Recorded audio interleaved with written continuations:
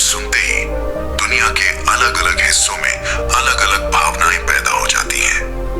कुछ लोगों के दिमाग में ताकत और प्रतिरोध की तस्वीर बनती है, कुछ के दिमाग में पाबंदियां, टकराव और पॉलिटिक्स का तूफान आ जाता है, और कुछ लोग इसे सिर्फ एक प्राचीन सभ्यता के रूप में देखते हैं जिसकी इतिहास हजारों साल पुरानी है।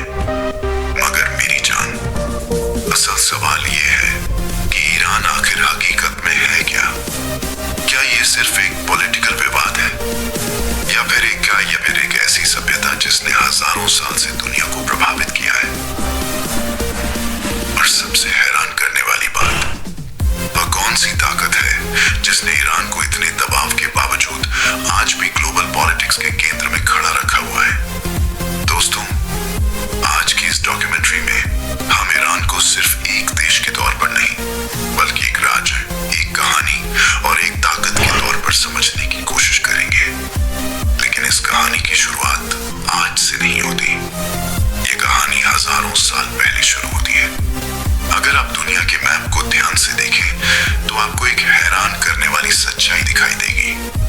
ईरान एक ऐसे रीजन में मौजूद है जिसे जियोपॉलिटिकल एक्सपर्ट्स अक्सर स्ट्रेटेजिक हार्ट जोन कहते हैं। इसके पश्चिम में इराक और तुर्की है, पूर्व में पाकिस्तान और अफगानिस्तान, उत्तर में अजरबैजान, तुर्कमेनिस्तान और कैस्पियन सी, और दक्षिण में पर्शियन गल्फ। अब यहाँ एक दिलचस्प सवाल पैदा होता है, क्या यह सिर्फ एक भौगोलिक इत्तेफाक है, या यही वह वजह है जिसने ईरान को सदियों से दुनिया की ताकतों के लिए इतना अहम बना रखा है? जरा सोचिए, पर्शियन गल्फ दुनिया के सबसे अहम ऑयल रूट्स में से एक है। दुनिया का एक बड़ा हिस्सा तेल का इसी रास्ते से गुजरता है, और इसी बेहद संवेदनशील इलाके के बीच में खड़ा है ईरान। यही वह जगह है जहां से एशिया, यूरोप और मिडिल ईस्ट के रास्ते आपस में जुड़ते हैं। मगर मेरी जान, ईरान की असली ताकत सिर्फ उसका भूगोल नहीं है, उसकी असली ताकत उसकी हिस्ट्री है। अगर हम समय को हजारों साल पीछे ले जाएं तो हमें एक ऐसी सल्तनत नजर आती है जिसने एक समय में दुनिया के बहुत पश्चात बड़े हिस्से पर शासन किया था। यह थी पर्शियन एम्पायर। एक समय था जब ईरान को पर्शिया कहा जाता था, और इस साम्राज्य के महान शासक साइरस द ग्रेट को दुनिया के पहले ह्यूमन राइट्स समर्थक शासकों में कहना जाता है। यह वह दौर था जब पर्सिया की सल्तनत मिस्र से लेकर भारत तक फैली हुई थी। लेकिन हिस्ट्री कभी एक जैसी नहीं रहती। सल्तनतें बनती भी हैं और टूटती भी हैं। सदियों तक युद्ध हुए, हमले हुए और सत्ता की लड़ाइयां चलती रही। फिर 20वीं सदी में ईरान एक ऐसे मोड़ पर पहुंचा जिसने उसकी किस्मत बदल दी, और यहीं से शुरू हुई एक ऐसी कहानी जिसने पूरी दुनिया की पॉलिटिक्स को हिलाकर रख दिया। साल था 1979। यह वह साल था जब ईरान में एक बड़ा क्रांतिकारी बदलाव आया, जिसे आज दुनिया ईरानी रिवॉल्यूशन के नाम से जानती है। लोग सड़कों पर उतर आए, राजशाही खत्म हो गई, और ईरान एक इस्लामिक रिपब्लिक बन गया। यहाँ एक दिलचस्प विरोधाभास पैदा हुआ। ईरान एक तरफ डेमोक्रेटिक सिस्टम रखता है, लेकिन दूसरी तरफ वहां एक धार्मिक सुप्रीम लीडर भी होता है जिसके पास बहुत बड़ी ताकत होती है। आज ईरान का गवर्नमेंट सिस्टम काफी जटिल माना जाता है। एक तरफ प्रेसिडेंट होता है जो जनता के वोट से चुना जाता है, दूसरी तरफ सुप्रीम लीडर होता है जो देश की सबसे बड़ी अथॉरिटी माना जाता है। और यही सिस्टम ईरान को दुनिया के बाकी देशों से अलग बनाता है। मगर दोस्तों, कोई देश सिर्फ सरकार से नहीं बनता, असल देश उसके लोग होते हैं। ईरान की पॉपुलेशन लगभग 88 मिलियन यानी करीब 1 करोड़ 80 लाख के आसपास है। इनमें लगभग 50% पुरुष और लगभग 50% महिलाएं हैं। लेकिन सबसे दिलचस्प बात यह है कि ईरान की आबादी का बड़ा हिस्सा यंग जनरेशन पर आधारित है। लगभग 60% से ज्यादा लोग 35 साल से कम उम्र के हैं। यानी एक ऐसा देश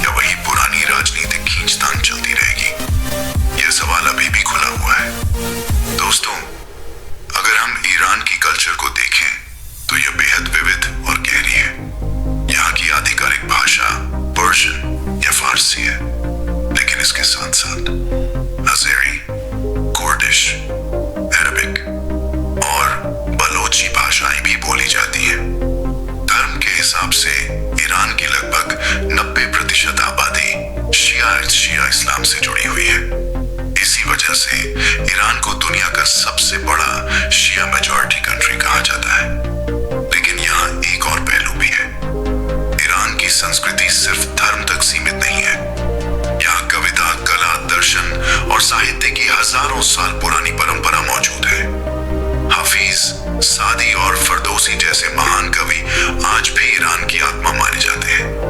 मगर मेरी जान, जब हम संस्कृति की बात करते हैं तो एक और सवाल सामने आता है।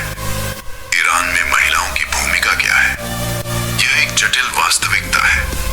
एक तरफ वहां महिलाओं को कुछ सामाजिक पाबंदियों का सामना करना पड़ता है, लेकिन दूसरी तरफ यूनिवर्सिटीज में छात्राओं की संख्या काफी अधिक है। साइंस, मेडिसिन और एजुकेशन के क्षेत्रों में महिलाएं बड़ी संख्या में काम कर रही हैं। यह एक ऐसा विरोधाभास है जिसे समझना आसान नहीं। अगर हम ईरान के शहरों की बात करें तो इसकी राजधानी है तेहरान। तेहरान एक बहुत बड़ा मेट्रोपॉलिटन सिटी है जहां लगभग 9 मिलियन लोग रहते हैं। यहाँ आधुनिक इमारतें, व्यस्त सड़कें और ऐतिहासिक स्मारक एक साथ दिखाई देते हैं। तेहरान के अलावा ईरान के बड़े शहरों में शामिल है इस्फहान, मशहद, तबरीज और शिराज। शिराज को कविता और बागों का शहर कहा जाता है। सुना है। इस्फहान अपनी खूबसूरत मस्जिदों और ऐतिहासिक पुलों के लिए मशहूर है। मशहद एक बड़ा धार्मिक शहर है जहां हर साल लाखों लोग जियारत के लिए आते हैं। लेकिन ईरान सिर्फ शहरों तक सीमित नहीं है। यहाँ की प्राकृतिक खूबसूरती भी बेहद हैरान कर देने वाली है। दक्षिण में पर्शियन गल्फ के समुद्री तट, उत्तर में कैस्पियन सी के हरे भरे जंगल और बीच में विशाल रेगिस्तान। ईरान का क्लाइमेट भी काफी विविध है। कहीं बर्फ गिरती है, कहीं तेज गर्मी पड़ती है और कहीं मौसम बेहद सुहावना रहता है। अब आते हैं ईरान की इकोनॉमी पर। ईरान की अर्थव्यवस्था का बड़ा हिस्सा ऑयल और नेचुरल गैस पर निर्भर करता है। ईरान दुनिया के सबसे बड़े गैस रिजर्व्स रखने वाले देशों में गिना जाता है। इसका जीडीपी लगभग 400 से 420 बिलियन डॉलर के आसपास आंका जाता है। लेकिन इंटरनेशनल सैंक्शंस ने ईरान की इकोनॉमी को काफी प्रभावित किया है। अनएम्प्लॉयमेंट रेट लगभग 9 से 10% के बीच माना जाता है। ईरान की करेंसी है ईरानियन रियल। आर्थिक दबाव की वजह से इसकी कीमत काफी गिर चुकी है। लगभग अनुमान के अनुसार एक यूएसडी लगभग 42,000 ऑफिशियल रियल के बराबर माना जाता है। हालांकि ओपन मार्केट में यह दर कहीं ज्यादा हो सकती है। यह आर्थिक दबाव आम लोगों की जिंदगी को भी प्रभावित करता है। लेकिन इसके बावजूद ईरान ने टेक्नोलॉजी, डिफेंस और इंडस्ट्री के कई क्षेत्रों में सेल्फ रिलायंस हासिल करने की कोशिश की है और यही हमें ईरान की मिलिट्री पावर की तरफ ले जाता है। ईरान की आर्म्ड फोर्सेस को मिडिल ईस्ट की महत्वपूर्ण सैन्य शक्तियों में गिना जाता है। ईरान के पास बैलिस्टिक मिसाइल्स, ड्रोन टेक्नोलॉजी और मजबूत रीजनल इन्फ्लुएंस मौजूद है। इसी वजह से ग्लोबल पॉलिटिक्स में ईरान का नाम अक्सर सिक्योरिटी और स्ट्रेटेजी के संदर्भ में लिया जाता है। दोस्तों, अगर हम ईरान के सामाजिक पहलुओं को देखें तो यहाँ का मैरिज सिस्टम पारंपरिक और आधुनिक दोनों का मिश्रण है। परिवार अब भी शादियों में अहम भूमिका निभाते हैं, लेकिन युवा पीढ़ी के विचार धीरे धीरे बदल रहे हैं। खाने पीने की बात करें तो ईरानियन फूड खुशबू और स्वाद से भरपूर होता है।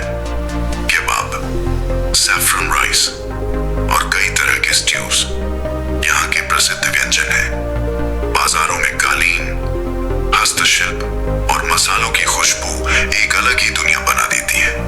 ईरान का राष्ट्रीय फूल ट्यूलिप माना जाता है, जबकि ऐतिहासिक रूप से पर्शियन लायन उसकी पहचान रहा है। ईरान का पासपोर्ट वैश्विक रैंकिंग में मध्यम स्तर पर आता है। ईरानी नागरिक लगभग 40 से 45 देशों में वीजा फ्री या वीजा ऑन अराइवल यात्रा कर सकते हैं। जहां तक वीजा प्रोसेस की बात है तो पाकिस्तान और इंडिया के नागरिक कुछ शर्तों के साथ ईरान का वीजा प्राप्त कर सकते हैं। वीजा फी आमतौर पर लगभग 40 से 100 यूएसडी के बीच होती है। अगर हम क्राइम रेट की बात करें तो पिछले 5 वर्षों में ईरान में अपराध दर कुल मिलाकर अपेक्षाकृत स्थिर रही है। बड़े शहरों में सामान्य अपराध मौजूद है, लेकिन कई रिपोर्ट्स के अनुसार ईरान मिडिल ईस्ट के अपेक्षाकृत सुरक्षित देशों में गिना जाता है। ईरान में पाकिस्तान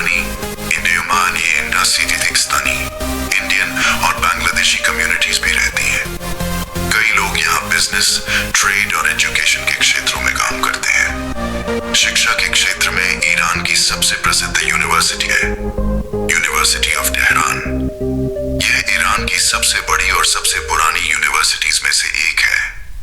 यहाँ इंजीनियरिंग, मेडिसिन और सोशल साइंसेस के कई कार्यक्रम उपलब्ध हैं।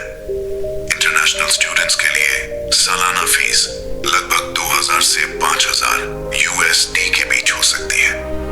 पाकिस्तान और इंडिया के छात्र ऑनलाइन एप्लीकेशन के माध्यम से यहाँ अप्लाई कर सकते हैं। दोस्तों, अगर हम ईरान की वैश्विक पहचान की बात करें तो इस देश ने दुनिया को कई मशहूर हस्तियां दी हैं। प्रसिद्ध फिल्म निर्देशक असगर फरहादी, जिनके ऑस्कर अवार्ड जीता। इसके अलावा कई वैज्ञानिक, लेखक और कलाकार भी दुनिया भर में प्रसिद्ध हुए। लेकिन ईरान की कहानी सिर्फ सफलताओं की नहीं है, यह संघर्षों की भी कहानी है। इकोनॉमिक सैंक्शंस, पॉलिटिकल प्रेशर और इंटरनेशनल टेंशन। लेकिन हैरानी की बात यह है कि हर संकट के बाद ईरान ने खुद को दोबारा खड़ा करने की कोशिश की है। यह एक ऐसी कौम की कहानी है जो दबाव में भी अपनी पहचान बनाए रखने की कोशिश करती है। और अब मेरी जान, हम इस कहानी के सबसे बड़े और अंतिम सवाल पर पहुंच चुके हैं। ईरान का भविष्य क्या होगा? क्या यह देश पाबंदियों के बोझ के नीचे दब जाएगा, या फिर अपनी इतिहास की तरह एक बार फिर नई ताकत के साथ उभरेगा? ईरान एक अजीब विरोधाभास है। एक तरफ प्राचीन सभ्यता, दूसरी तरफ आधुनिक पॉलिटिक्स। एक तरफ पाबंदियां, दूसरी तरफ प्रतिरोध। ताकत भी मौजूद है और कमजोरियां भी। लेकिन शायद ईरान की सबसे बड़ी ताकत यही है कि यह देश हमेशा दुनिया को चौंकाने की क्षमता रखता है। और शायद इसी वजह से दुनिया ईरान को सिर्फ एक देश के रूप में नहीं,